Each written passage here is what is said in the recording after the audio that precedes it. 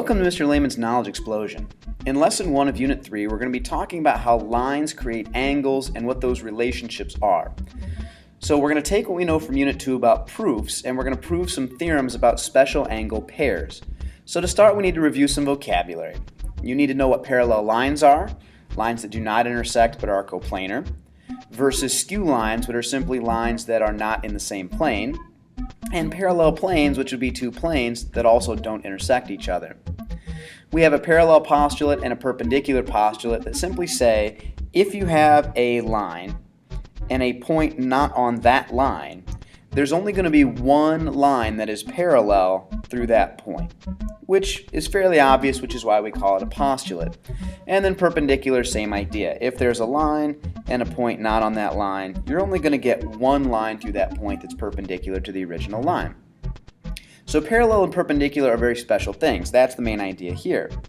What we're going to do is we're going to take those lines and we're going to cross them with what's called a transversal. Now, a transversal is nothing more than a line that intersects two or more coplanar lines at different points. So in diagram 1, you can see that P would be my transversal because it's crossing line L at a point and crossing line M at a different point. That's exactly what a transversal is. In the second diagram, A would be a transversal because it crosses line B at one point, but line C at a different point. Line B, though, is also transversal because it crosses line A and line C at different points. But that means line C is a transversal because it crosses line B and line A at different points. So what I need you to understand is transversals are not limited to only parallel or perpendicular lines. But there is a special relationship there. If you look at the third diagram, I don't have any transversals. Line S crosses line R and line Q, but at the same point. And so does R and so does Q. They pass two lines but at the same point instead of different points.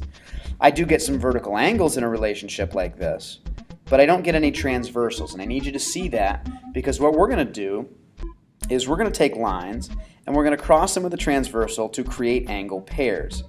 So the next step of this lesson is to be able to identify what corresponding angles are: alternate interior, alternate exterior, and consecutive interior.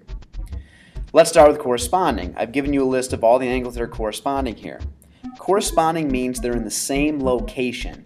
For example, 1 and 5 are corresponding because they're both left of the transversal but on top of the two lines that they're on. So 1 is on top of line, let's call it line L, and 5 is on top of line M. But they're both to the left of the transversal, so they're corresponding, on top and to the left. Angle 4 and angle 8 would also be considered corresponding because they're underneath the lines, but to the right side of the transversal. So they're both underneath and to the right, which makes them corresponding locations.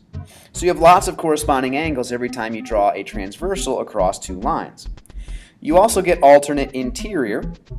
So to understand this, you have to know that an interior refers to the two lines, and the exterior refers to the two lines, but alternate refers to the transversal. So alternate means they're going to be on different sides of the transversal, and there's only two sides. Interior means if you were inside the two lines. So imagine if they were to smash together like two walls moving together. 3, 4, 5, and 6 would be crushed on the inside or interior of those lines, whereas 1, 2, 7, and 8 would be safe because they're on the exterior or outside of the two lines. So when you put those two ideas together, alternate interior means two angles that are on opposite sides of the transversal but inside the two lines. So that would be things like 3 and 6. Or 4 and 5. Whereas alternate exterior angles would be things like 1 and 8. 1 is on the outside, 8 is on the outside, but they're on different sides of the transversal, so we call those alternate exterior angles. Same thing for angle 2 and angle 7. So then we get to consecutive. Consecutive means same side, just like alternate means opposite sides. So consecutive interior angles are simply meaning two angles that are on the same side of the transversal but inside the lines. So that would be like 3 and 5 would be your consecutive interior, and 4 and 6 would be consecutive interior.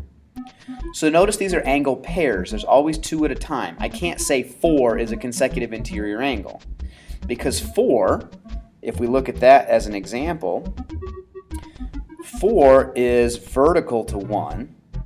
It is a linear pair with number 2, but it corresponds to number 8, and it is alternate interior to number 5. So all these relationships talk about angles in pairs. So be careful that you don't just refer to one angle as corresponding or alternate interior, etc. So what I would like for you to do is turn the page, pause the video here, and see if you can identify these different types of angles in these two diagrams. When you have, unpause and see if you are correct. Good luck.